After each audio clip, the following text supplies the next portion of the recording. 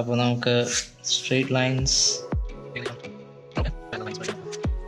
കുറച്ച് അങ്ങോട്ടും പോകുകയാണെങ്കിൽ നിങ്ങൾ അത് കാര്യമാക്കണം. നിങ്ങൾ ജസ്റ്റ് വിത്ത് ഫ്ലോ പോകാൻ നോക്കാം. അപ്പോൾ ഇവിടെ നമ്മൾ ഈ ഹൈറ്റിന് വെച്ചിട്ട് ഉള്ള സ്ക്വയർസ് ക്രിയേറ്റ് ചെയ്യാനാണ് നമ്മുടെ ഇപ്പോഴത്തെ ഒരു ഞാൻ പറയുകയാണെങ്കിൽ നിങ്ങൾ കൂടുതലൊരു A4 അല്ലെങ്കിൽ A3 ഷീറ്റ് യൂസ് ചെയ്ത് നിങ്ങൾക്ക് ഈ എക്സസൈസ് ചെയ്യാൻ പറ്റണം. ഈ 4 പോയിന്റ്സും കണക്ട് ചെയ്തിട്ട് ഒരു സർക്കിൾ വരയ്ക്കുക എന്നുള്ളതാണ്. ഫ്രീ ഹാൻഡ് ആയിട്ട് വരയ്ക്കുമ്പോൾ അത് പുറത്തു പോകും, ഹെയറി ആയിട്ടുള്ള ലൈൻസ് വരും. അതുകൊണ്ട് നിങ്ങൾ ആദ്യം നോക്കുക. പിന്നെയും ഒരു സ്ക്വയർ പോലെയാണ്. അപ്പോൾ കണക്ട് ചെയ്ത് നിങ്ങൾ ഫ്രീ ആയിട്ട് സർക്കിൾസ് വരയ്ക്കാൻ നോക്കും.